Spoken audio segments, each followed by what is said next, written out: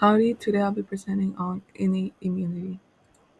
How does the innate immune system recognize microbes and damaged cells? It does this through pattern recognition receptors, PRRs, that recognize pathogen-associated molecular patterns, PAMPs, which are molecules found in pathogens, and damage-associated molecular patterns, DAMPs, which are molecules released by damaged cells.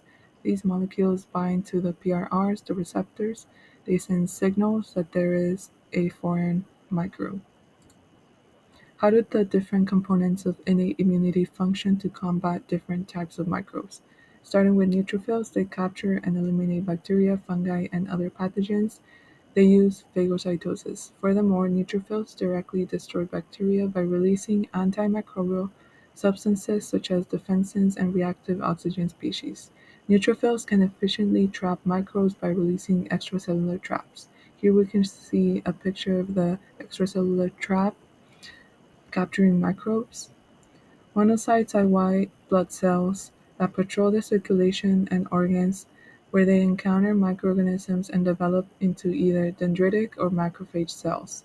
While dendritic cells gather antigens and deliver them to the other immune cells, triggering an adaptive immune response, macrophages use phagocytosis to engulf and consume infectious microbes, to assemble and trigger more immune cells and develop a coordinated defense against a variety of microorganisms, including bacteria, viruses, fungi, and parasites.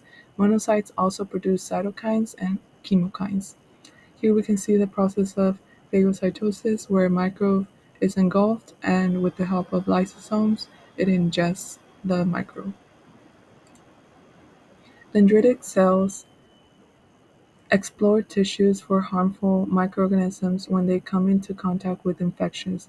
They phagocytose them and break down their antigens. After migrating to lymph nodes, dendritic cells give these antigens to T cells, which triggers adaptive immune responses designed to fight certain microorganisms. This process creates a unified immune defense against a variety of infections. Here we can see the dendritic cells with the MHC molecule binding to the T cell receptor.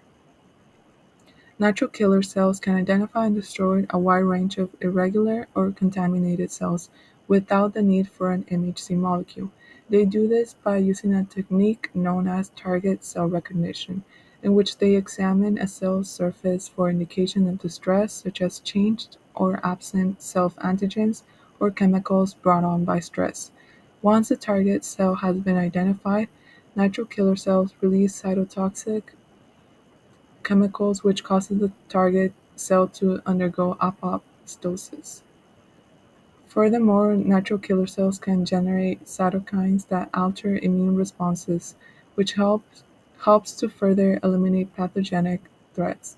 Because of their adaptability, natural killer cells can fight off a wide range of pathogens, including bacteria, viruses, and tumor cells. Eosinophils have cytoplasmic granules packed with enzymes that harm cell walls of parasites. They can also generate reactive oxygen species, ROS, with antimicrobial properties to damage pathogens. Basophils have cytoplasmic granules packed with several inflammatory and antimicrobial mediators. Here we can see a picture of basophils and eosinophil with their granules. Mast cells have vasoactive amines for vasodilation and to increase capillary permeability that cause inflammation and recruitment of cells. They also have proteolytic enzymes to kill bacteria and inactive microbial toxins.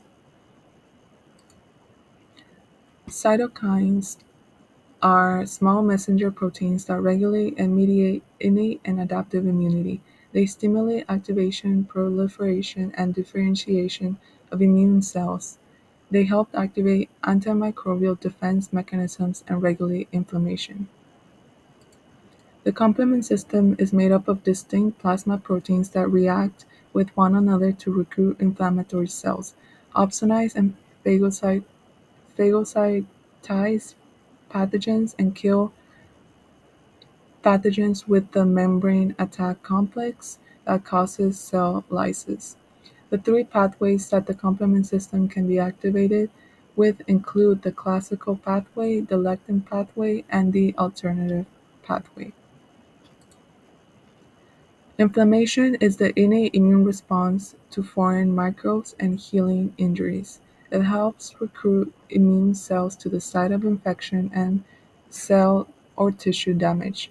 It can activate the complement system and initiate adaptive immune responses.